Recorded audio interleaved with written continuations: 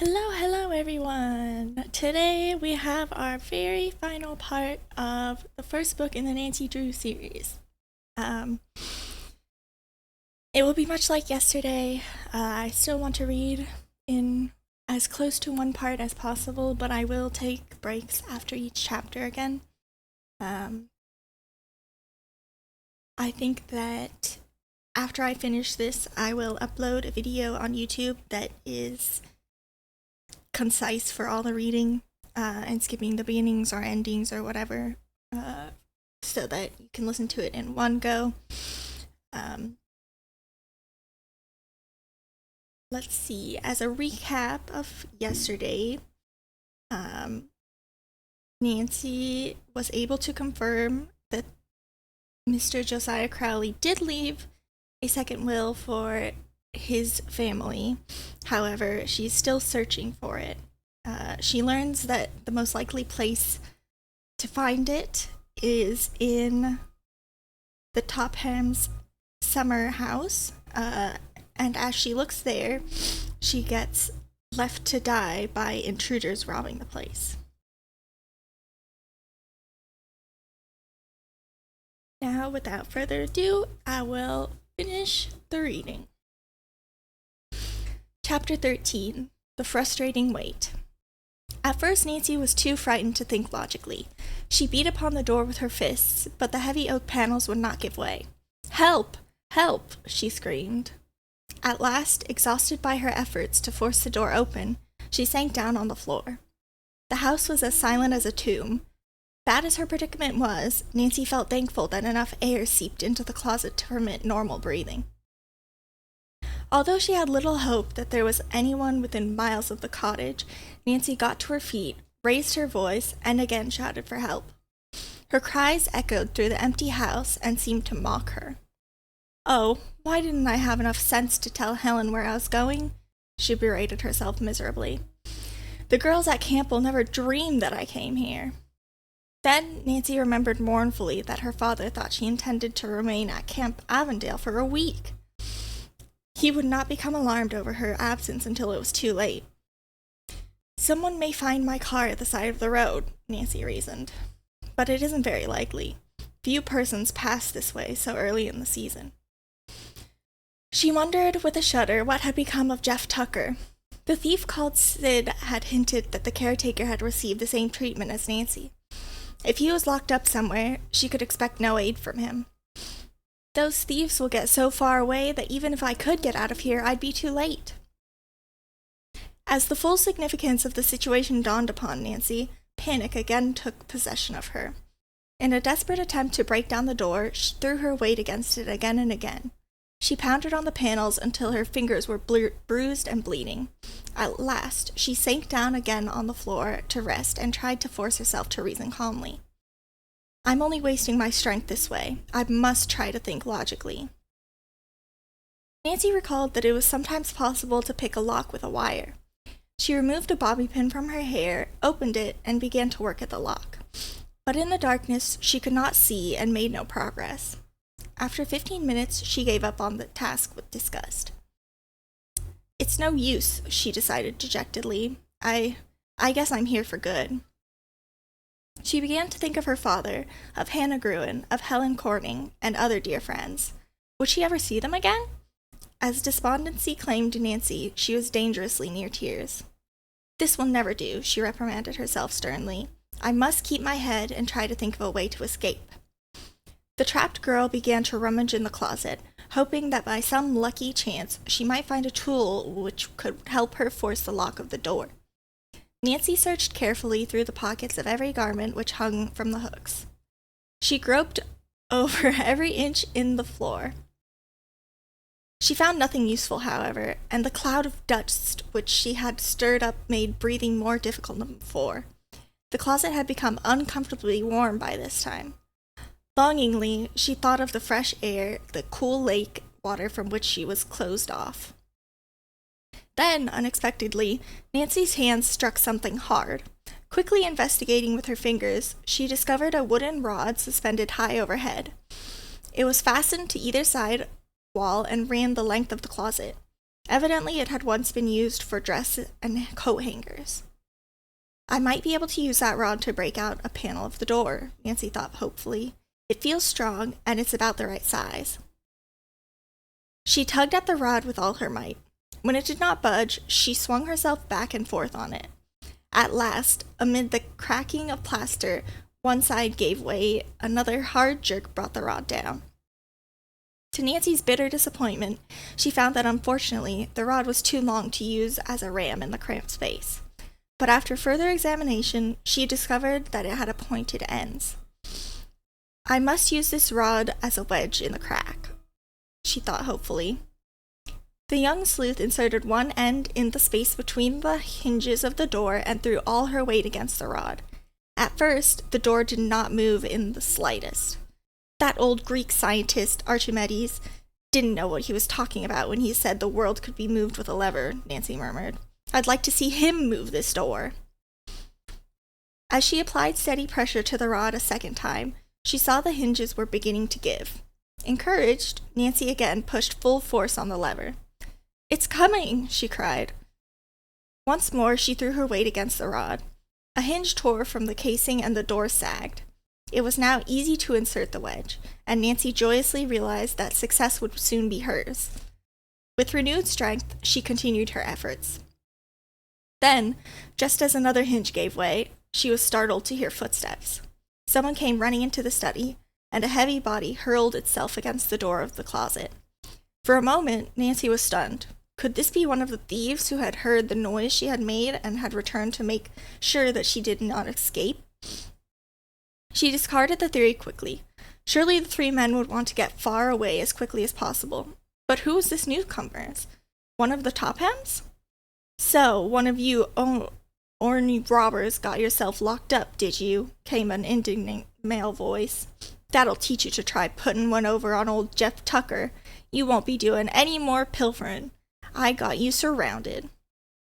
The caretaker, Nancy heaved a sigh of relief. Let me out, she pleaded. I'm not one of the thieves. If you'll only let me out of here, I'll explain everything. There was silence for a moment. Then the voice on the other side of the door said dubiously, Say, you aiming to throw me off imitating a lady's voice? Well, it won't do you any good. No, sir. Old Jeff Tucker's not getting fooled again. Nancy decided to convince the man beyond doubt. She gave a long, loud, feminine scream. All right, ma'am, I believe you. No man can make that racket. This way out, lady. Expectantly, Nancy waited, but the door did not open. Then she heard, to her dismay, If that ain't the limit. The key's gone, and I've left my ring of extra keys somewhere. It's not in my pockets. Nancy groaned. Oh, Mr. Tucker, you must find it. Have you looked in every one of your pockets? Please hurry and get me out. Hold on, ma'am, the caretaker said soothingly. I'll just check again. Nancy was beginning to think she would still have to break down the door when she heard Jeff Tucker exclaim, Found it! You were right, ma'am. Key was in my back pocket all this time. Please open the door, Nancy broke in desperately. A key turned in the lock and the bolt clicked. Joyfully, Nancy pushed the door open and stepped out. For a moment, the bright sunlight in the room almost blinded her. When her vision adjusted, she saw a very tall, thin, elderly man in a blue shirt and overalls. He stared at her with concern and amazement. Mr. Tucker, she explained quickly, I'm Nancy Drew. I was here looking for you when those awful thieves came and locked me up in the closet. She paused and gazed at the caretaker. I'm glad to see they are all right. Their leader told me they'd locked you up too. She then asked the elderly man to tell his story. Jeff Tucker seemed embarrassed as he began to speak. I was plain hornswoggled by those critters, Miss Drew. They pulled up here in a moving van and told me I'd better get after some trespassers they'd seen nearby. So, the elderly man went on with a sigh, I believed 'em. One of the men went with me down to the lake and locked me in a shed. I just got out. He shook his head sadly. And all this time they was robbing the place. Guess I'll be fired. Secretly, Nancy was inclined to agree, knowing the Tophams. But aloud, she said reassuringly, Don't worry, Mr. Tucker. We'll report this robbery to the state police immediately. Perhaps the troopers can catch the thieves before they get rid of the stolen furniture. The caretaker looked somewhat relieved. And I can sure give a good description of those crooks. I'd never forget their ugly faces. Fine, said Nancy. A sudden thought struck her. Oh, before we go, Mr. Tucker, tell me, was there an old clock in this house? A tall, square-faced mantel clock? Jeff Tucker's bright blue eyes squinted. Mantel clock? Why, sure enough. He pointed to the mantel over the living room fireplace. Sat right there. Got so used to seeing it, I couldn't remember for a minute. Don't know how come they took that, too. Never thought it was worth much. The Tophams never bothered winding the thing. Nancy's pulse quickened. Knowing that the clock had been stolen, she was more eager than ever to have the thieves apprehended. She urged Jeff Tucker to hurry out to her car. Where's the nearest state police headquarters? She asked him as they climbed into the convertible. There's none till you get to Melbourne, Miss Drew. We'll hurry. Nancy headed as fast as possible for the highway. Would she succeed in heading off the thieves and recovering the old Crowley clock so that she would learn its secret? Chapter 14. A Tense Chase. Which way is Melbourne? Nancy asked the caretaker when they reached the highway. Down there, he pointed. That's the direction the thieves took, Nancy told him, noting the dust and tire marks which revealed the van's exit onto the highway. But, she added, glancing at the dashboard clock, they're probably too far away by this time for us to catch them. Yes, dang it, Jeff muttered. Nancy drove as rapidly as the law permitted towards Melbourne. All the while, Jeff Tucker peered from one side of the road to the other. Those rascal thieves might just have nerve enough to stop and count their loot, he said to Nancy, so I'm keeping a sharp eye peeled. Nancy smiled in spite of the gravity of the situation. Maybe, she replied, though I doubt those men would be so reckless. Oh, I don't mean out in plain sight. They might have pulled off the road back of some of those closed-up summer places. We'll watch for the tire marks on any dirt side of road, the young sleuth said. Jeff became so absorbed in looking for the van's tire marks that he never asked Nancy why she had come to see him in the Topham house. Those fake movers, he said as they neared the outskirts of Melbourne. I wonder how far they went. Nancy did not reply until they came to a crossroad. Then she pointed. They turned north here on this dirt road. How much further is it to Melbourne? Only a mile. As they came into the little town, Nancy asked her companion, which way to state police headquarters? Go right down Central Avenue to Maple Street. Turn left, and there it is. Reaching headquarters, Nancy parked the car and hopped out. Jeff Tucker followed as she walked briskly into the office. I want to report a robbery, she told the desk sergeant after identifying herself. For a moment, the police officer, taken aback, looked in astonishment at Nancy. You've been robbed? He asked. In our town? No, Nancy cried out. She then gave a quick but complete resume of what had been taken from the Topham's cottage. Jeff Tucker added in his account. The police officer needed no further urging. Immediately, he summoned 4 men and issued orders. Now, he said, turning to Nancy, have you any idea which road the thieves took? Yes, officer. When we passed the road crossing a mile outside of town, I saw their truck tracks on the dirt road leading north. I'll be glad to show you. Good. Lead the way. But first, I'll send out a general alarm. Hurry, Nancy begged as she started out. Those thieves have at least an hour's head start. Jeff Tucker had been advised to return to his home. Accordingly, he telephoned his son to come and pick him up in his car. Good luck, he called as the others pulled away. I sure don't know how I'm going to break this to the Tophams. Nancy was sorry for him, but she felt a thrill of excitement as she proceeded up the street. The police car followed her close behind. Beyond the town, Nancy chose the road which she felt certain the thieves had used. The 2 cars sped along until Nancy unexpectedly came to a fork. Both branches were paved, and no tire marks were visible. Nancy stopped. The police car pulled up alongside.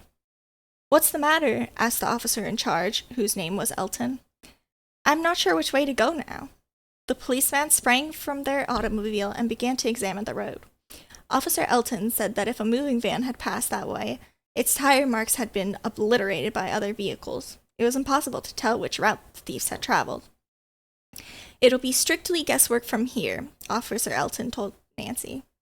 "In that case," replied Nancy, "it's my guess that the van went to the left." She pointed to a sign which read, "Garwin, 50 miles. "Isn't Garwin a fairly large city?" she queried. "Yes. Perhaps the thieves headed that way to dispose of the stolen furniture." The officer nodded approvingly. "Sounds reasonable," he said. "Well, in any case, we can't go much farther because we're near the state line." Nancy had another thought. "I'll take the road to Garwin and swing around toward River Heights," she smiled. "If I see those thieves, I'll let you know." "Well, you watch out, young lady. Those men may lock you up again." "I will. Anyhow, there'll be plenty of traffic as soon as I reach the main highway." Without giving the policemen an opportunity for further objection, Nancy started up and swung her car to the left. She noted in the rearview mirror that the squad car had turned onto the right-hand road. "The officers must have picked up a clue," Nancy said to herself, "but I certainly wish I could spot that van and maybe find a chance to look in the old clock." Nancy soon reached the main road. As mile after mile of highway spun behind her, Nancy's hopes grew dim. There were a number of side roads, any one of which the moving van might have taken to elude pursuers. The young sleuth decided to adhere to her original theory, that Sid and his pals had headed for Garwin, and kept on the main highway. "Those thieves think Jeff and I are still locked up and won't suspect they're being followed," she assured herself. Smiling, she thought hopefully, "In that case, they won't be on their guard." About 10 minutes later, Nancy stopped at a service station to have her car refueled, and on impulse asked the attendant, "Did you by any chance see a moving van pass here recently?" "Sure did, miss," was the prompt answer. "About half an hour ago. I noticed it because the driver was going at a terrific speed for a van." Heartened, Nancy thanked him and returned to her pursuit, going past the turn for River Heights. "If only I can overtake the truck and somehow examine the Crowley clock before I have to report to the police," she thought. Again, time elapsed, and Nancy still saw no sign of a moving van on the highway. It was growing dusk, and she had decided that she would have to admit defeat. "I never caught up to them," she sighed in disappointment, and turning into the opposite lane, headed back for River Heights Road. Just then, Nancy recalled that a little beyond the service station where she had stopped, she had noticed a rather run-down old inn. It was a slim hope, she knew, but the thieves might have put their van behind it while having a meal there. "I'll go in and ask anyhow," she decided. Nancy increased her speed as much as she dared, and within a few minutes came in sight of the inn. It stood back from the road a short distance and was half hidden by tall trees. In front of the building, a battered sign bearing the name Black Horse Inn creaked back and forth from a post. There was no sign of the van. Beyond the inn, Nancy glimpsed a garage and a large barn. The doors to both were closed. "I wonder," mused Nancy, "if the moving van is still parked inside either one." At the far side of the inn was small woods with a narrow road leading into it. For safety's sake, Nancy thought it best to park her car on this little-used road. She turned off the car lights, pocketed the keys, and walked back to the driveway leading to the inn. As Nancy made her way forward, her heart pounded. There were tire marks which could belong to Sid's van. They led to the barn. "Maybe those thieves are eating," she thought. "I'll look." As Nancy stepped onto the porch, the sound of raucous laughter reached her ears. She tiptoed to a window and peered inside. What the young sleuth saw made her gasp, but she felt a glow of satisfaction. In a dimly lighted room, 3 men were seated about a table, eating voraciously. They were the thieves who had robbed the Topham bungalow. Chapter 15. Nancy's Risky Undertaking. "I must notify the police at once," Nancy told herself as she recognized the 3 thieves. Turning away from the window, she crept noiselessly from the porch. She was about to make a dash for her car when a sudden thought occurred to her. "If the gang have parked their van in the barn, now's my chance to look for the Crowley clock. I'm sure those men will be eating for a while, or they may even be staying for overnight. Acting on impulse, Nancy sprinted to her car. Hastily, she snatched a flashlight from the compartment since it was now dark outside. She made her way cautiously to the rear of the inn. Reaching the barn, she tried the closed doors, her heart pounding. They had not been locked.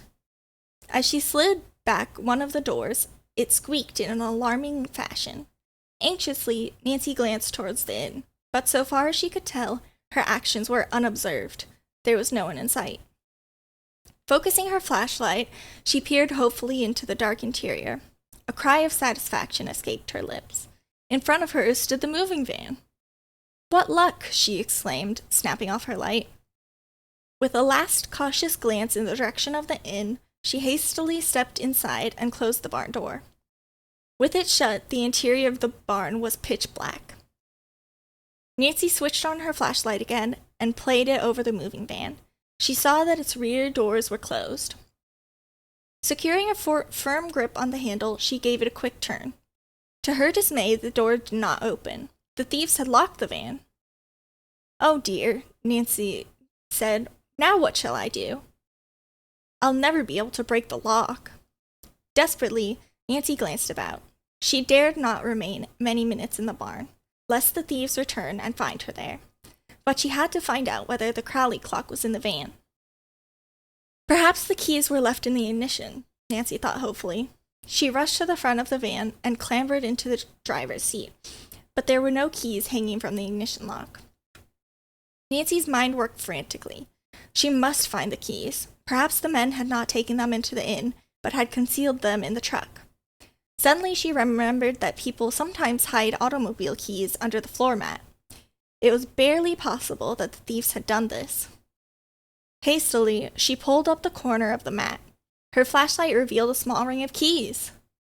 "Luck was with me this time," she murmured, and quickly snatching up the ring, she ran to the back of the van. After trying several of the keys, she at last found one which fit the lock. Turning it, she jerked open the door. Nancy flashed her light about inside the truck. To her joy, she recognized the van contents as the furniture stolen from the Tropham cottage. "What will I do if the clock is on the bottom of the load?" Nancy wondered as she surveyed the pile of furniture. "I'll never find it." Dexterously, she swung herself up into the truck and flashed the light slowly about on chairs, tables, rugs, and boxes. There was no sign of the Crowley clock. Then, the beam rested for a moment on an object in a far corner. With a low cry of delight, Nancy saw that her search had been rewarded. Protected by a blanket, an old-fashioned mantel clock rested on top of a table in the very front of the van. The young sleuth scrambled over the pieces of furniture as she tried to reach the clock. Her dress caught on something sharp and tore. Finally, she arrived within arm's reach of the blanket. She grasped it and carefully pulled the clock towards her. One glance at the timepiece assured her that it fitted the description Abby Rowan had given her. It had a square face and the top was ornamented with a crescent. "The Crowley clock at last," Nancy whispered almost unbelievingly. But as she stood staring at it, her keen ears detected the sound of voices. "The thieves! I'll be caught," flashed through her mind, "and I won't be able to escape a second time." Clutching the blanket and the clock tightly in her arms, Nancy scrambled over the piled-up furniture as she struggled to get out of the truck before it was too late. Reaching the door, she leaped lightly to the floor. She could now hear heavy footsteps coming closer and closer. Nancy shut the truck doors as quietly as possible and searched wildly for the keys. "Oh, what did I do with them?" she thought frantically. She saw that they had fallen to the floor and snatched them up. Hurriedly inserting the correct key in the lock, the sleuth secured the doors. But as Nancy wheeled about, she heard men's angry voices directly outside. Already someone was starting to slide the barn door. "Oh, what shall I do?" Nancy thought in despair. "I'm cornered." She realized instantly that she could not hope to run to the front of the car and place the keys under the mat where she had found them. "I'll just put them on the floor," she decided quickly. "Maybe the men will think they dropped them." Then, Glancing frantically about for a hiding place, Nancy saw an empty grain bin. Running to it, still holding the clock, she climbed inside and dropped the blanket over her head just as one of the barn doors slid open. One of the men was speaking loudly. Nancy recognized the voice instantly. It belonged to Sid, the ringleader of the thieves. "You had enough to eat," he growled. "We're going to get out of here before we have the cops down on our heads." He climbed into the cab and turned on the headlights. Nancy held her breath. Would her hiding place be discovered? But the men apparently did not even look toward the bin. In a moment, Sid cried out, "What did you do with those keys? I thought you put them under the floor mat." "I did." "Well, they ain't here." "Honest, boss, Then come and find them, and don't be all night about it either." "All right, get out of the way and give me a chance." As Jake went to the truck and began a careful search for the keys, Nancy listened fearfully from her hiding place. "Say, if you've lost 'em," the leader did not finish the threat, for at that moment the man announced, "Here they are on the floor. You must have thought you put 'em in your pocket, Jake, and dropped 'em instead." "I didn't," the other retorted. The thieves were obviously in a quarrelsome mood. Just then, the leader interposed. "Cut out the yakking. We ain't got no time for a fight unless we want to land behind bars. And if we do, it'll be your fault, Sid Sachs. You left that girl to starve. Shut up," the leader snarled. After a few more angry words, the three thieves climbed into the front seat, and in a moment, the engine started. Nancy watched long enough to make certain that the van had taken to the road to Gallerwin. Then, snatching up her flashlight and clutching the precious clock in her arms, she turned and ran. "I'd better cut through the woods," she decided. As Nancy darted among the trees, she cast an anxious glance over her shoulder, but to her intense relief, she saw that she was not being followed. There seemed to be no one in the vicinity of the Black Horse Inn. "I had a narrow escape that time," the young sleuth told herself as she ran. "I hate to think what might have happened if I'd been discovered." She clutched the mantel clock more tightly in her arms. "But it was worth the risk I took. I found the clock and maybe the secret of Josiah Crowley's will." Reaching the car, Nancy sprang inside. She took the key from her pocket and inserted it into the ignition lock. "I'll notify the police as fast as I can," she decided. "Perhaps the state troopers can catch those men before they dispose of the furniture." Then, just as Nancy was about to start the motor, her glance fell upon the Crowley clock, which she had placed on the seat beside her.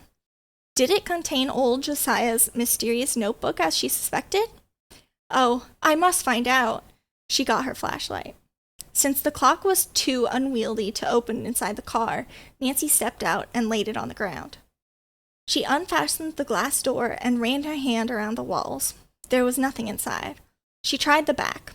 Only the mechanism of the timepiece was there. "Gone," Nancy groaned. "Oh dear, has my luck run out?" Could it be, she wondered, that the Tophams had discovered the notebook only to destroy it? Nancy discarded this thought as quickly as it came to mind, for she recalled the conversation she overheard between Ada and Isabel. No, the Tophams were ignorant as herself concerning the location of a later will. It was more likely that Abby Rowan had been confused in her story. After all, she had not declared that the notebook would be found inside the clock. Nancy herself had made the deduction. "I was almost certain I'd find the notebook," she murmured in disappointment.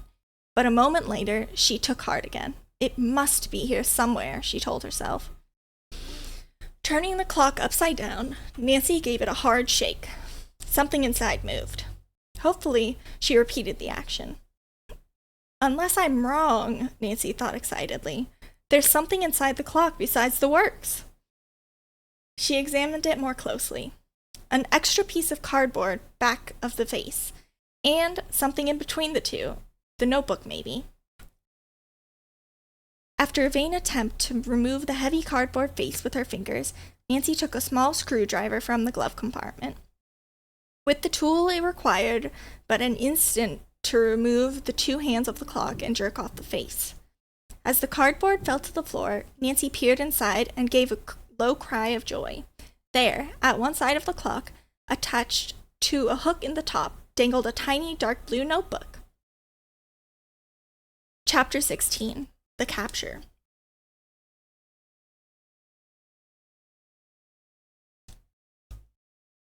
Eagerly, Nancy removed the little notebook from the hook. By holding the book directly under the beam of her flashlight, she could make out the words on the cover. Property of Josiah Crowley. "I've found it at last," she thought excitedly. Quickly, turning the first few pages, she saw that they were yellowed with age. The writing was fine and cramped, and the ink had faded. The pages were crowded with business notations, and it was difficult to make out the words. Nancy was thrilled, for she was positive that the notebook would disclose what Josiah Crowley had done with his last will. Yet, she realized that she could not hope to read through the book without a considerable loss of precious time. She must not delay another instant in reporting to the police. "I'll read the notebook later," she decided, and tucked it into her pocket. Then she put the clock together. Hurriedly laying the timepiece back in the car seat, Nancy covered it with her coat and slid behind the wheel. Starting the engine, she swung the convertible onto the highway.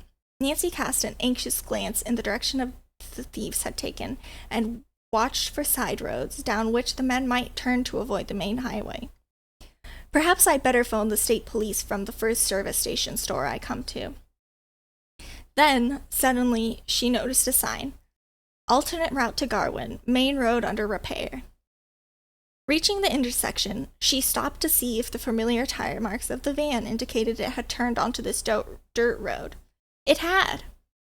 Now what shall I do? As Nancy debated, she saw a car coming towards her. Her hopes soared. She could not be mistaken. It was a police prowl car with a red revolving roof light. Instantly, Nancy grabbed her own flashlight and jumped from the car. Standing at the side of the road, she waved her light, and in a few minutes the police sedan stopped. "I'm Nancy Drew," she said hurriedly to the two men inside. "Are you looking for the furniture thieves in the van?" "Yes, we are. You're the girl who reported them?"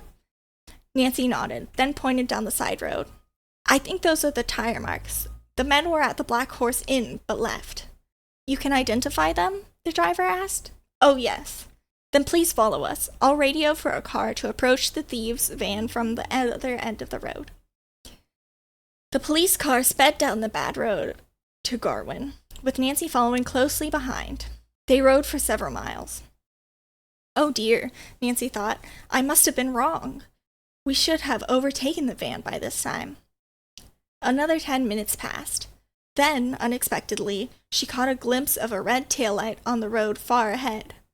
"It must be the van," Nancy told herself hopefully. "The light doesn't appear to be moving fast enough for an automobile." Evidently, the police were of the same opinion, for at that moment, their car slowed down.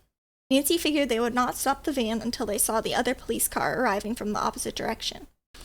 A few moments later, she could see headlights in the distance. The squad car in front of Nancy now sped ahead and pulled up alongside the van. "Pull over!" one of the officers shouted to the men in the cab. Instead of doing so, the van put on a burst of speed, but in order to avoid smashing into the oncoming squad car, the driver pulled too far to the right. The van swerved sharply. Its two right wheels went off into a deep ditch, and the vehicle toppled over. In an instant, the officers were out of the car and had the fugitives covered. By this time, Nancy, who had stopped her car at the side of the road, came running up. One of the officers turned to her and asked, "Can you identify these men?" As a light was flashed upon each of the thieves in turn, Nancy nodded. "This one is Sid, who locked me in the closet," she declared, pointing to the leader. "The others are Jake and Parky." The prisoners stared in complete disbelief. They were astounded to see Nancy Drew standing there. When it dawned on Sid that she evidently was responsible for their capture, he started to say something, then changed his mind and remained silent. The prisoners were quickly identified from licenses and other papers as wanted criminals. One of the other officers opened the rear of the van and asked Nancy if she could identify the stolen furniture. "Some of it," she replied. "That desk was taken from the room in which I was locked in the closet." "Good enough," said the trooper. "These men will get long sentences for this. They'll be held on several charges. Are you willing to go with us and prefer charges against them?" "Yes, if it's necessary," Nancy promised reluctantly. But I don't live in this county, and I'm eager to get home right away. Don't you have enough evidence against them? I think they're the same men who stole several silver heirlooms from the Turner sisters. Sid and his companions winced, but did not speak. I see, said the trooper. Well, I guess there's no need for you to go to headquarters now, the officer admitted. I'll take your address, and if your testimony should be required, I'll get in touch with you. When Nancy showed her driver's license as identification, the policeman glanced at her with new interest. Taking her aside, he said, So, you're the daughter of Carson Drew. I see you're following in his footsteps. Starting rather young, aren't you? Nancy laughed. It was only by accident that I arrived at the Topham bungalow at the critical moment, she protested modestly. Not many girls would have used their wits the way you did, the officer observed. Unless I'm mistaken, these fellows are old hands at this game. They've no doubt the men who had been stealing various things from around Moon Lake for a number of seasons. The residents will be mighty grateful for what you've done. And that Miss Topham you spoke of. She ought to give you a liberal reward for saving her household goods. Nancy shook her head. I don't want a reward. Really, I don't. Just the same, you've earned one, insisted the officer who said his name was Cohen. If you'd like, I'll tell my chief the whole story, and he'll take the matter up with Miss Topham. You don't know her, Nancy remarked, and I do. She'd never offer a reward. Even if she did, I wouldn't accept it. After a slight pause, she added, In fact, I prefer my name not be mentioned to her at all. Officer Cohen shook his head in disbelief. Well, all right then. If you're sure you don't want any credit for capturing the thieves, I won't say anything. You're certain? I am, Nancy replied firmly, for a particular reason of my own. The trooper smiled. It must be a mighty good one. There is one favor you might do me, said Nancy. Ask your chief to put in a good word for the caretaker, Jeff Tucker, to the Tophams. Perhaps then he won't lose his job. Be glad to, Officer Cohen promised. And if you're really anxious not to figure in the case, I'll see if we can get along without your testimony. Nancy thanked him, then suddenly thought of the old clock. At the moment, it was lying on the front seat of her car, less than a dozen yards away. Should she reveal this information? She decided against doing so in front of the thieves, who, though they could not hear what she was saying, could see everything plainly. I'll wait until a more opportune time, Nancy concluded. It was agreed among the policemen that one of them would stay to guard the van and keep a radio car standing by there. The other troopers would take the captive thieves to headquarters. The three prisoners, their faces sullen, were crowded into the car. One of the troopers took the wheel, while the other one beside him kept the handcuffed trio closely covered. Officer Cohen, a strapping, husky man, turned to Nancy. I'll ride with you, he said. You're going past headquarters on the main road? I'm on my way to River Heights, she responded. Then the station is on your route. You can drop me off if you will. Why, of course, Nancy stammered. I'll be glad to. At once, she had thought of the Crowley clock. What if Officer Cohen should not accept her explanation as to why she had helped herself to the heirloom and its strange contents? If this happened, her progress in solving the mystery might receive a serious setback. Even as these disturbing ideas raced through her mind, the trooper started towards the blue convertible. Nancy braced herself. I'll just have to fess up, she said to herself, and take the consequences. Chapter 17. Strange Instructions.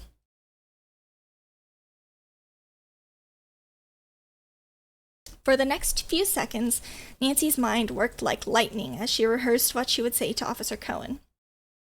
One idea stood out clearly. The police were concerned in the theft of the furniture, so she would hand over the clock, but they were not involved in locating Mr. Crowley's missing will. For this reason, the young sleuth felt justified in keeping the notebook. She would turn it over to her father and let him decide what disposition should be made of it. After all, Nancy told herself, Dad is handling the Crowley case for the Hoovers, and even the Turners and Miss Rowan in a way. By this time, she and the trooper had reached her car. Would you like for me to drive? He asked. Why, yes, if you wish, Nancy replied. But first I want to show you something, she added as he opened the door for her. I have some stolen property here. What? Quickly, Nancy explained that she had taken the responsibility of trying to learn whether or not the van held the stolen furniture. I recognized a few of the pieces, and possibly this clock, which the Tophams had told me about. I took that out to examine it. Then I never had the chance to get back without being caught. I'm sure the Tophams will identify the old clock as their property. Nancy's explanation seemed to satisfy the officer. I'll take it to headquarters, he said. Let's go. He laid the clock on the rear seat, then slid behind the wheel and drove off. It was nearly midnight when Nancy, tired and worn from her long ride, reached the Drew home in River Heights. As she drove into the double garage, she noticed that her father's car was gone. A glance at the house disclosed that the windows were dark, with the exception of a light in the hall. Hannah Gruen must be in bed. Of course, she's not expecting me, Nancy reasoned. I wonder where Dad can be. Oh, I hope he'll get home soon. I want to tell him about my discovery right away. After locking the garage door, she went to the kitchen entrance and let herself in. Her eyes lighted on the refrigerator, and suddenly Nancy realized she was very hungry. Many hours had passed since she had eaten. Ooh, food, she thought. Just as Nancy opened the refrigerator door, she heard steps on the stairs, and Hannah Gruen, wearing a sleepy look, appeared in robe and slippers. Nancy, cried the housekeeper, instantly wide awake. Surprise, Hannah, darling. Nancy gave the housekeeper an affectionate hug and kiss. I'm simply starved. Haven't had a bite since lunchtime. Why, you poor dear, the housekeeper exclaimed in concern. What happened? I'll fix you something right away. As the two prepared a chicken sandwich, some cocoa, and Hannah cut a large slice of cinnamon cake over which she poured hot applesauce, Nancy told of her adventures. The housekeeper's eyes widened. Nancy, you might have been killed by those awful men. Well, I'm certainly glad they've been captured. So am I, declared Nancy fervently as she finished the last crumb of cake. And I hope the Turners get back their silver heirlooms. How about the Tophams? Hannah Gruen questioned teasingly. Somehow, said Nancy with a wink, that doesn't seem to worry me. Then she asked, Where's Dad? Working at his office, Hannah Gruen replied. He phoned earlier that something unexpected had come up in connection with one of his cases. Then I'll wait for him, said Nancy. You go back to bed. And thanks a million. The sleepy housekeeper did not demur. Left alone, Nancy tidied the kitchen, then went to the living room.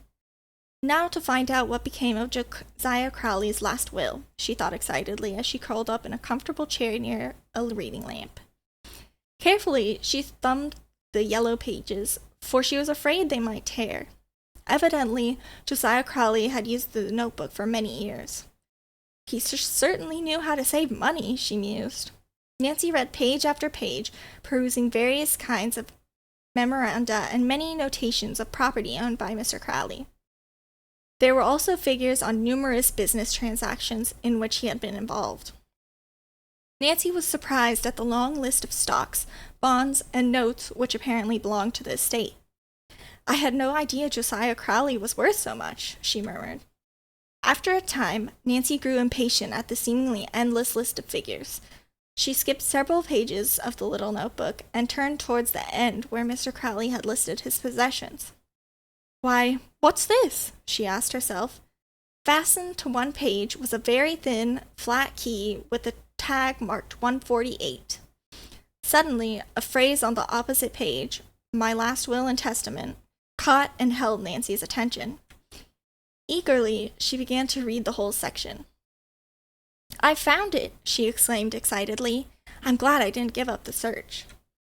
The notation concerning the will was brief. Nancy assumed the cramped writing was Josiah Crowley's. It read, To whom it may concern, my last will and testament will be found in safe deposit box number 148 in the Merchants Trust Company.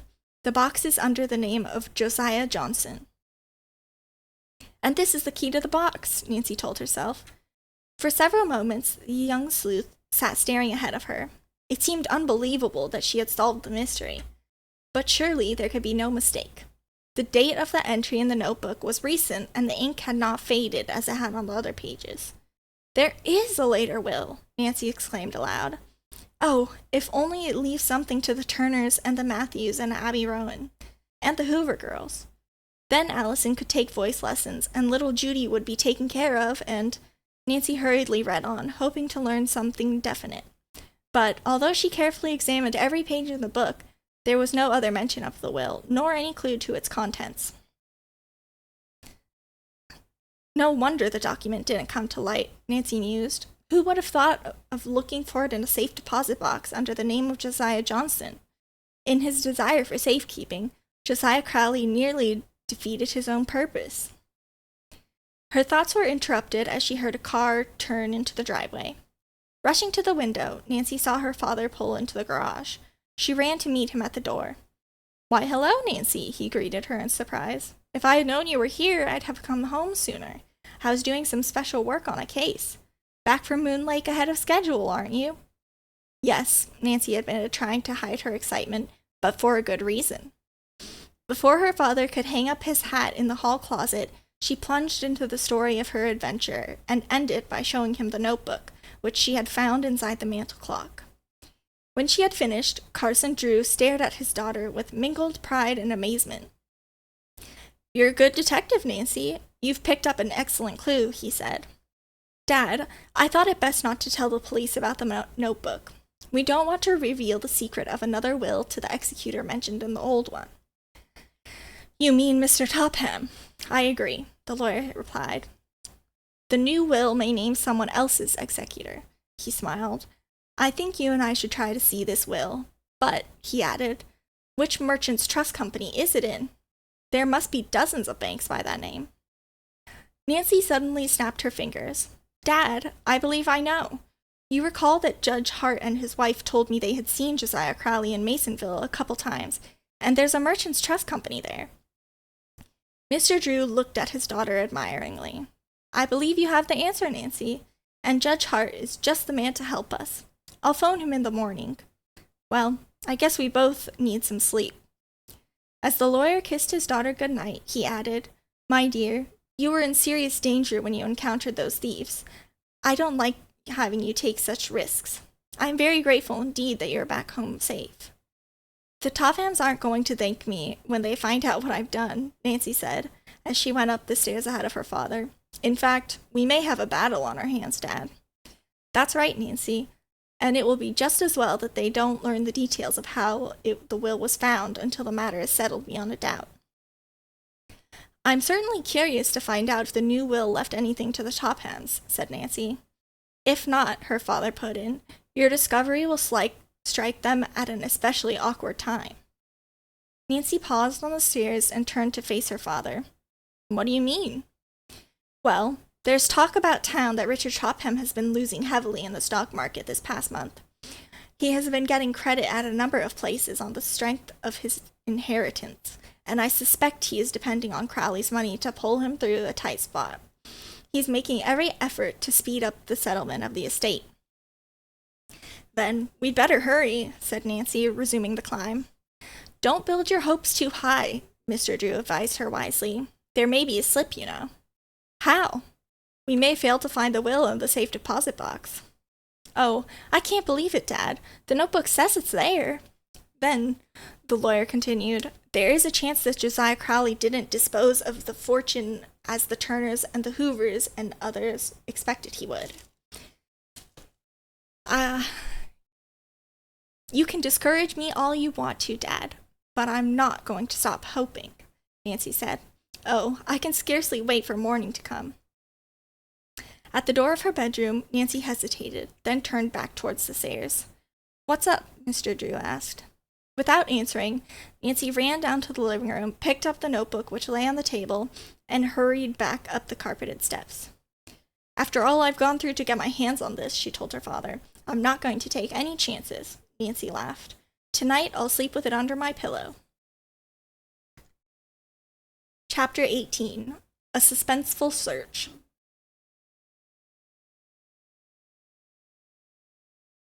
When Nancy awoke the following morning, bright sunlight was streaming through her open bedroom window. As her eyes turned toward the clock on her dresser, she was alarmed to see that it was a little after 9 o'clock. "How could I have overslept on a morning like this?" she chided herself. Quickly running her hands under the pillow, she brought out the Crowley notebook and surveyed it with satisfaction. What a surprise the Tophams are going to get, she murmured softly. After hastily bathing and dressing, Nancy hurried downstairs looking very attractive in a blue summer sweater suit.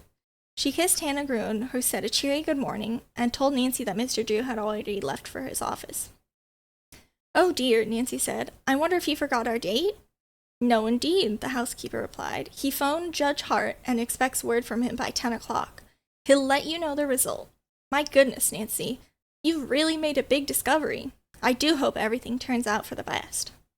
She went into the kitchen, but returned in a moment with a plate of crisp golden waffles. Better eat your breakfast, she advised. Your dad may call any minute. Nancy ate a dish of strawberries, then started on the waffles. These are yummy, she stated, pouring maple syrup over a second one. She had just finished eating when the phone rang. Mr. Drew was calling to say Judge Hart had made arrangements at the bank. Come to my office with the notebook and key, Nancy. We'll start from here. I'll be right down, Dad. Nancy went upstairs for her purse, then drove to her father's office. I have the notebook with me, she told the lawyer. Do you want it? We'll take the book along. I want to show it to the head of the trust department at the bank, Mr. Drew said.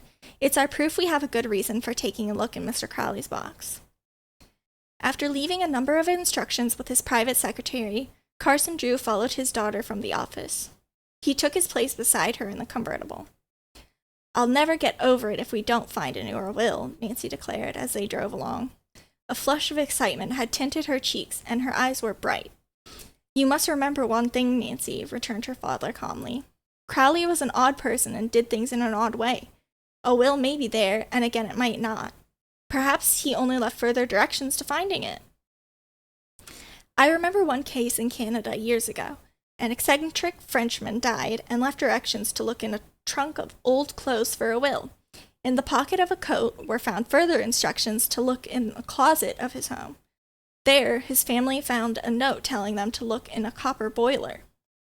The boiler had disappeared, but was finally located in a curiosity shop. Inside, pasted on the bottom, was what proved to be a word puzzle in Chinese. The old Frenchman's heirs were about to give up in despair when a Chinese solved the puzzle, and the old man's fortune was found. A bag of gold under a board in his bedroom floor. At least they found it, said Nancy. The trip to Masonville was quickly accomplished, and Nancy parked the car in front of the Merchants Trust Company. Father and daughter alighted and entered the bank. Mr. Drew gave his name and asked to see the president. After a few minutes' wait, they were ushered into a private conference room. An elderly man, Mr. Jensen, arose to greet them. The introductions over, Mr. Drew hastened to state his mission. Before he could finish the story, the bank president broke in. Judge Hart has told me the story. I'll call Mr. Warren, our trust officer. He picked up his desk phone, and in a few minutes Mr. Warren appeared and was introduced. Nancy now brought out the notebook, opened it to the important page, and handed it to the men to read. When they finished, Mr. Jensen said, What a mystery! Mr. Warren pulled from his pocket the file card which the owner of Box 148 had filled out in the name of Josiah Johnston. The two samples of cramped handwriting were compared. I would say, Mr. Drew spoke up, that there is no doubt but that Crowley and Johnston were the same person. I agree, asserted Mr. Jensen, and his trust officer nodded. Then, there's no reason why we shouldn't open the box? Mr. Drew asked. None, Mr. Warren replied. Of course, nothing may be removed, you understand. All I want to see, Nancy spoke up, is whether there is a will in the box, the date on it, who the executor is, and who the heirs are. The bankers smiled, and Mr. Jensen said, You're hoping to solve 4 mysteries all at once. Well, let's get started. With Mr. Warren in the lead, the 4 walked towards the rear of the bank to the vault of the trust department. A guard opened the door, and they went through. Mr. Jensen took the key from Mr. Crowley's notebook, while Mr. Warren opened the first part of the double safety lock with the bank key. Then he inserted the key from the notebook. It fitted. In a moment, he lifted out deposit box number 148. It was a small one and not heavy, he said. We'll take this into a private room, Mr. Jensen stated. He, Nancy, and Mr. Drew followed the trust officer down a corridor of cubbyhole rooms until they reached one not in use. Now, said Mr. Jensen, when the door was closed behind them, we shall see how many, if any, of the mysteries are solved. Nancy held her breath as he raised the lid of the box. All peered inside. The box was empty except for a bulky document in the bottom. Oh, it must be the will, Nancy exclaimed. It is a will, Mr. Jensen announced after a hasty glance at the first page. Josiah Crowley's last will and testament. When was it written? Nancy asked quickly. In March of this year, Mr. Jensen told him. Oh, Dad, Nancy cried. This was later than the will the Tophams submitted for probate. That's right. Let's read it right away, Nancy begged. Mr. Jensen handed the sheets to Mr. Drew. Maybe you can decipher this. The handwriting is too much for me. The lawyer took the will. Then, as Nancy looked over his shoulder, he haltingly read aloud, giving an interpretation rather than a word-by-word account. Mr. Jensen, Mr. Warren, your bank has been named as executor, he said. Very good, the president smiled, but I expect Mr. Topham won't be happy to hear this. Mr. Drew had turned to the last page. The signature of Josiah is in order, he remarked, and there are two witnesses, Dr. Nesbitt and Thomas Wackley. No wonder this will didn't come to light. Both those men died in April. As Nancy tried to decipher the handwriting, she noticed to her delight that the Hoover girls and Abby Rowan were mentioned. At this moment, the president said, Mr. Drew, the bank's regular lawyer had just left for Europe on an extended vacation. Since you and your daughter have solved the mystery and are so vitally interested in it, would you handle the case for us? Nancy's eyes sparkled, and Mr. Drew smiled. I'd certainly be very glad to, he said. What instructions have you for us? Mr. Warren asked. Mr. Drew thought a moment, then said, Because of the unusual aspects of this case, I believe that first of all, I'd like you to have photostats of the will made, so I can study the contents carefully. We'll be happy to do that, Mr. Jensen replied. And then?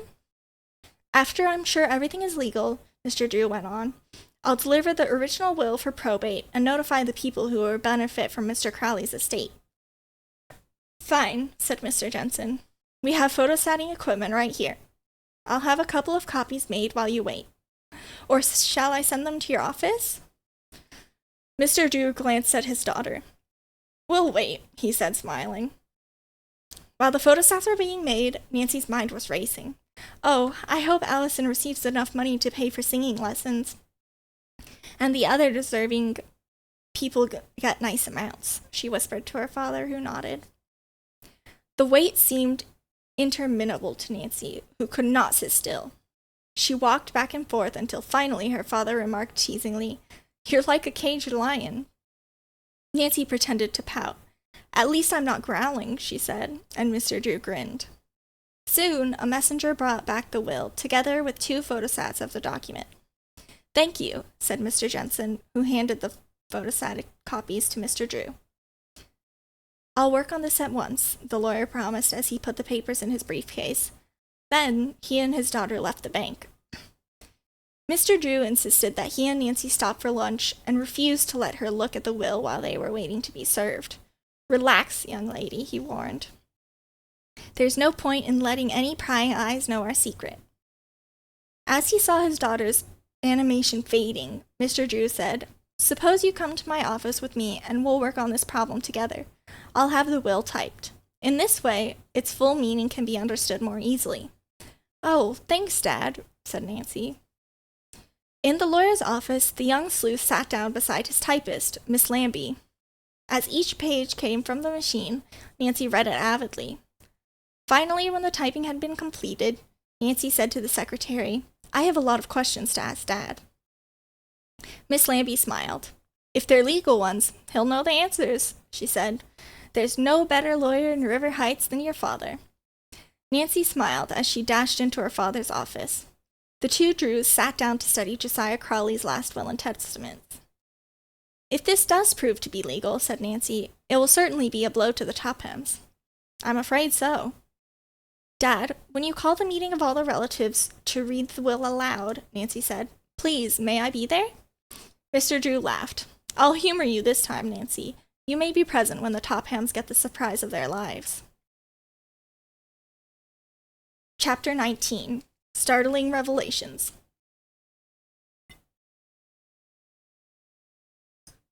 Dad, it's nearly 2 o'clock now. Mr. Crowley's relatives should be here in a few minutes. I'm so excited. Carson Drew, who stood in the living room of the Drew home with Mr. Warren from the bank, smiled at his daughter as she fluttered about, arranging chairs. I believe you're more thrilled than if you were inheriting the fortune yourself, he remarked. I am thrilled, Nancy admitted. I can scarcely wait until the will is read aloud. Won't everyone be surprised? Especially the Tophams. Do you think they will come? Oh yes, the Tophams will be here. And unless I am mistaken, they will bring a lawyer with them.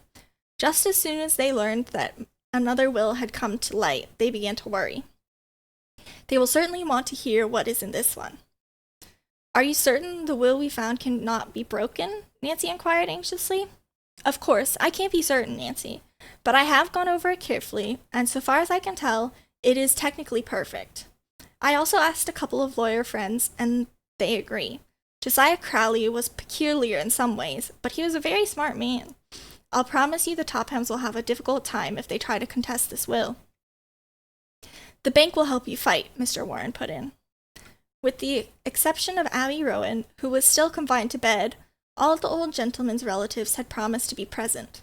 Grace and Allison Hoover, although not relatives, had also been invited. It's too bad Miss Rowan can't come, said Nancy, but I'll take the news to her this very afternoon. The size of the fortune will probably be great surprise to everyone but the Tophams, said her father with a smile.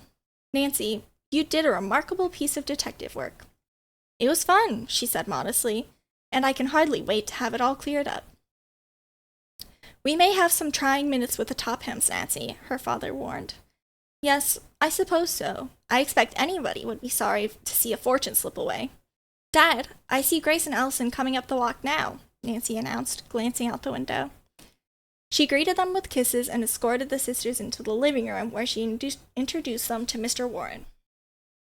As Allison sat down, she whispered to Nancy, Is it true a later will has been found? You and Grace have no cause for worry, Nancy assured her with a mysterious smile. The doorbell rang. This time, Nancy admitted Edna and Mary Turner, who were dressed as if for a party. With them was little Judy, who threw herself into Nancy's arms. A few minutes later, the Matthews brothers, William and Fred, arrived. I guess everyone is here except the Tophams, Mr. Drew commented. We had better wait for them for a few minutes.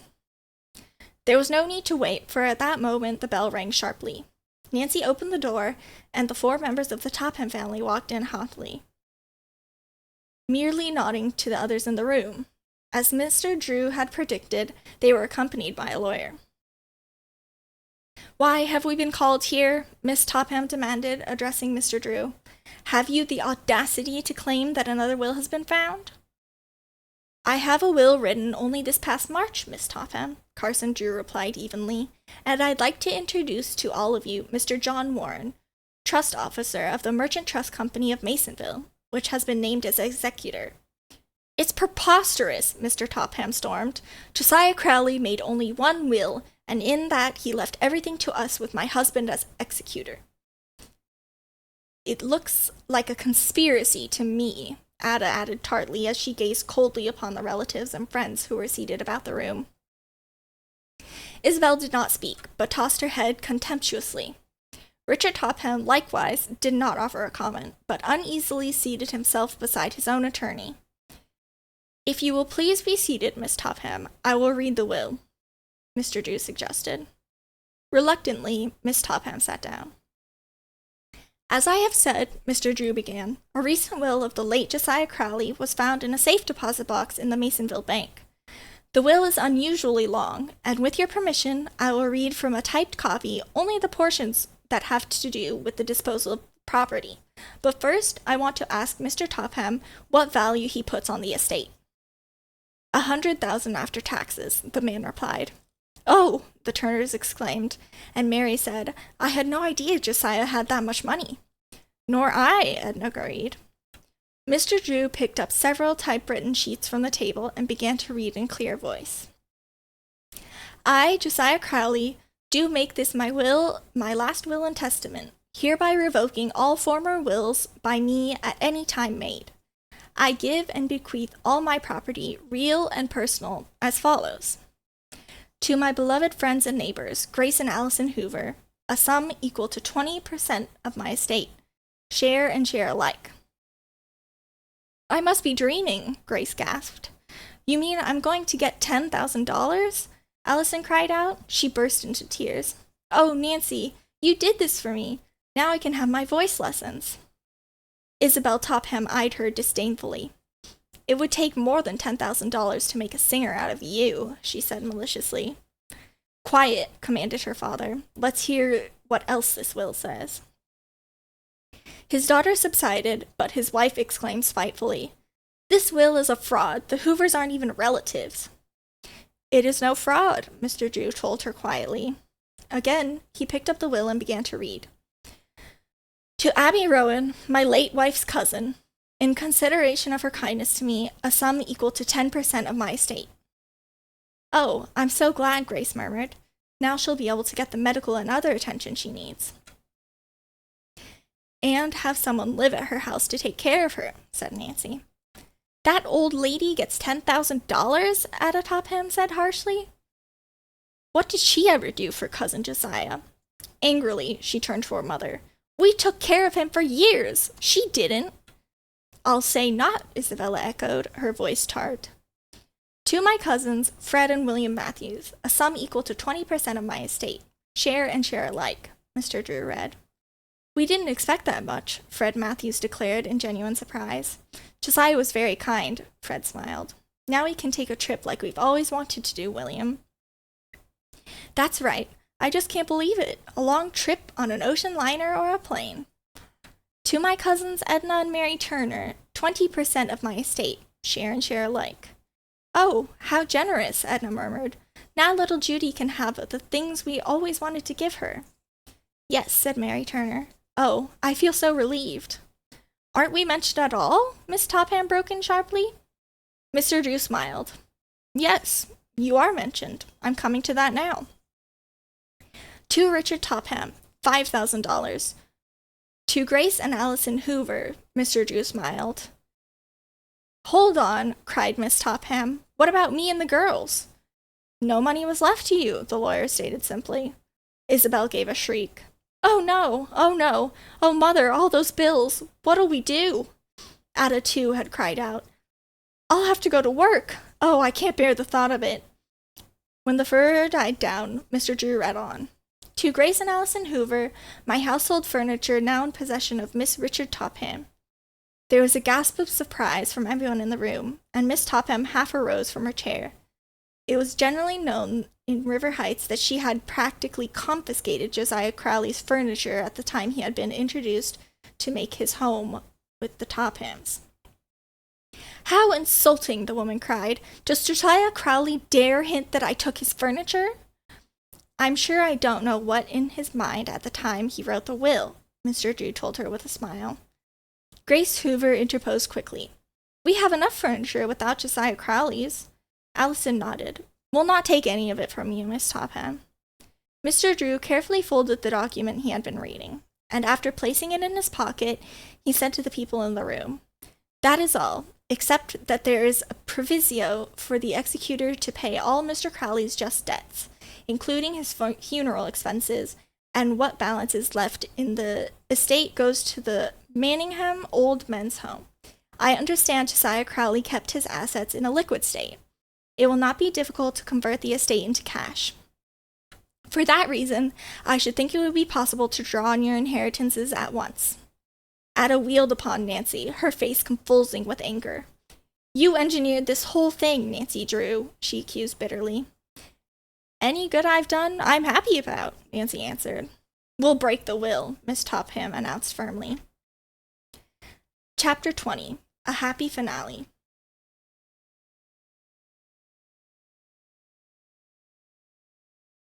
Of course, you may take the matter into court if you like, Mr. Drew responded to Miss Topham's threat.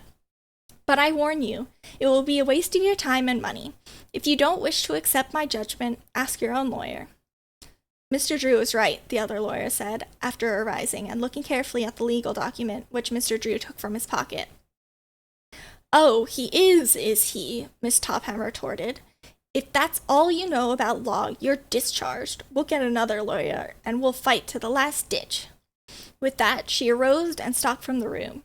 Isabel and Ada followed after bestowing a withering glance upon Nancy. Mr. Topham brought up the rear. As soon as the door had closed behind them, their lawyer arose and picked up his briefcase. "Well, I can't say I'm sorry to be taken off the case," he remarked as he, too, took his leave. "But I advised you to be on your guard. The woman is certainly belligerent." At once, the atmosphere in the Drew living room came less strained. Though each person was fearful Miss Topham would make trouble, everyone began to talk at once.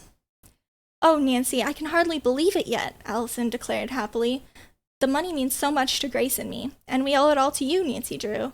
You haven't told us how you came to find the will, but I know you were responsible." When the Hoover girls and Miss Crowley's relatives begged for the details, Nancy told of her adventure with the thieves at Moon Lake. After she had finished the story, they praised her highly for what she had done. "We'll never be able to thank you enough," Grace said quietly, "but after the estate has been settled, we'll try to show our appreciation." It was on the tip of Nancy's tongue to say that she did not want a reward when Mr. Drew turned the conversation into a different channel. "Miss Topham will not give up the money without a fight," he warned. "My advice would be to go along as you have until the court has decided to accept this will as the final one. However, if Miss Topham and her daughters bring the matter into court, I'll give them a battle they'll never forget." After thanking Mr. Drew and Nancy for everything they had done, the relatives and friends departed. Allison and Grace were the last to leave. On the porch, Allison paused to hug Nancy and say, "Please let us know what develops. I'm so eager to start taking voice lessons." Nancy wanted to set off at once to see Abby Rowan and tell her the good news, but upon second thought, she decided to wait. Suppose the Tophams succeeded in upsetting the whole case? For a week, Nancy waited impatiently to hear the result of the battle over the will. As she and her father had anticipated, Miss Topham was fighting bitterly for the Crowley estate. She had put forth the claim that the will Nancy had unearthed was a forged document. "This suspense is just awful," Nancy told her father one morning. "When are we going to get final word?" "I can't answer that, Nancy, but apparently Mr. Topham thinks it was losing a battle. I suppose you've heard about the family." "Why, no. What about them?" "They're practically bankrupt. Richard Topham has been losing steadily on the stock market of late. After his failure to recover the Crowley fortune, the banks reduced his credit. He's been forced to give up his beautiful home." "No, really? How that must hurt Miss Topham and the two girls." "Yes, it's undoubtedly a bitter pill to swallow. They are moving into a small house this week, and from now on, they'll have to give up their extravagant way of living. Both girls are working. Personally, I think it will be good for them." Word came that the three furniture thieves had finally confessed to many robberies, and their unsold loot was recovered. Among the pieces were all the heirlooms they had stolen from the Turners. One evening, Mr. Drew came home wearing a broad smile. Facing Nancy and laying both hands on her shoulders, he said, "We've won, my dear. The will you located has been accepted as the last one Mr. Crowley wrote." "Oh, Dad, how wonderful!" she cried, whirling her father about in a little dance. "First thing tomorrow morning, may I go and tell Allison and Grace and the others?" "I think that would be a fine idea. Of course, the bank and I will formally notify them later." The following morning, Nancy was the first one downstairs and started breakfast before Hannah Grown appeared. "My goodness, you're an early bird, Nancy," the housekeeper said with a smile. "Big day, eh?" "Very big," Nancy replied. As soon as the family had eaten, Hannah said, "Never mind helping me today. You run along and make those people happy as soon as possible." "Oh, thank you, Hannah. I'll leave right away." Nancy, dressed in a simple green linen sports dress with a matching sweater, kissed her little family goodbye and drove off. Her first stop was at the Matthews brothers. They greeted her affably when waited for Nancy to speak. "I have good news," she said, her eyes dancing. "Miss Topham lost her case. The will Dad and I found has been accepted for probate. You will receive the inheritance Mr. Crowley left for you." "Praise be!" Fred cried. "And we never would have received it if it hadn't been for you." His brother nodded in agreement. To cover her embarrassment at their praise, Nancy reached into a pocket and pulled out a handful of travel folders and airline schedules. I thought you might like to look at these. Now, I must hurry off and tell the other heirs. As she drove away, the two men smiled, waved, then immediately began to look at the folders.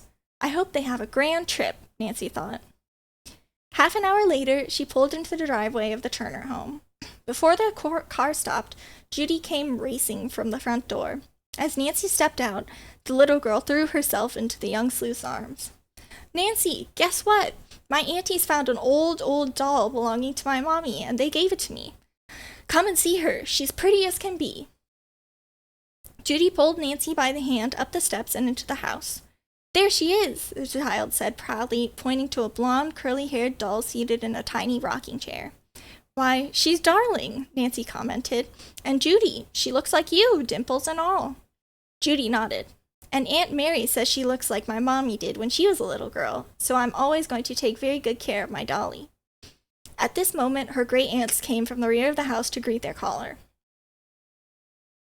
I see, said Nancy, that you have made Judy very happy. Now it's my turn to pass along good news to you. And she told about their inheritance. The woman smiled happily, and tears came to their eyes. Then, suddenly, Edna Turner gave Nancy an impulsive hug. You dear girl, she half sobbed with joy. Now Judy will always be well taken care of and receive the kind of schooling we think she should have. Mary kissed Nancy and thanked the young sleuth for her untiring efforts to see justice done. Judy, meanwhile, looked on in puzzlement at the scene, but sensing that it called for participation, she grabbed up her new doll and began to dance around with it. Now you can go to school too, Carol, she told her doll. It was hard for Nancy to break away from the Turners, but she reminded them she still had 2 calls to make. But come back soon, Judy said. When Nancy arrived at Abby Rowan's, she was delighted to find her seated by the window in a chair. Her kind neighbor, Mrs. Jones, was preparing food for the invalid. To this, Nancy added a jar of homemade beef broth and a casserole of rice and chicken, which Hannah Gruen had insisted upon sending. Can you stay a little while? Miss Jones asked. I ought to run home for half an hour, then I'll come back. She's been so kind, Abby Rowan spoke up. Today, she took my laundry home and washed and ironed. After the woman had left, Abby went on. The folks around here have been very thoughtful of me, but I just can't impose on them any longer. Yet I haven't any money. Nancy took the invalid's hands in hers and smiled. I came to tell you that you now have lots of money, left to you by Josiah Crowley. What? You mean I won't have to depend on just my little pension any longer? Bless Josiah. Nancy, I never could believe that my cousin would go back on his word. Nancy ate some broth and crackers with Abby Rowan and told the whole story. The old woman's eyes began to sparkle and color came into her cheeks. Oh, this is so wonderful, she said. Then she chuckled. It does my heart good to know you outwitted those uppity Topham women. Nancy grinned, then said soberly, if I hadn't come involved in the mystery, I might never have met several wonderful people, and their names aren't Topham. Abby Rowan laughed aloud, the first time Nancy had heard her do this. She laughed again, just as the neighbor returned. Miss Jones, amazed, had no chance to exclaim over the elderly woman's high spirits. Abby launched into an account of her inheritance. As soon as Miss Rowan finished the story, Nancy said goodbye and left. She now headed straight for the Hoover farm. The 2 sisters were working in a flower bed. Hi, Nancy called. Hi yourself. How's everything? Allison asked as she brushed some dirt off her hands and came forward with Grace. Hurry and change your clothes, Nancy said. I have a surprise for you. You mean we're going somewhere? Grace inquired. That's right, to Signor Mascani's, so Allison can sign up for lessons. Oh, Nancy, you mean... Yes, the inheritance is yours. I can't believe it. I can't believe it, Allison cried out ecstatically. She grabbed the other 2 girls and whirled them around. It's simply marvelous, said Grace. Marvelous. Oh, Nancy, you and Mr. Crowley are just the dearest friends we've ever had. Then, seeing Nancy's deep blush, she added, Come on, Allison, let's get dressed. Nancy waited in the garden. 15 minutes later, the sisters were ready to leave for River Heights. But before we go, said Grace, Alice and I want to give you something. It's sort of a reward. Something very special, her sister broke in. Oh, I don't want any reward, Nancy objected quickly. Please, take this one, Allison spoke up. She led the way to the living room mantel. There stood the Crowley clock. We received it this morning from the Tophams, Grace explained. Allison added, We think you earned this heirloom, Nancy, and somehow Grace and I feel Mr. Crowley would want you to have it. Why, thank you, said Nancy. She was thrilled and gazed meditatively at the old clock. Though quaint, it was not handsome, she thought. But for her, it certainly held a special significance.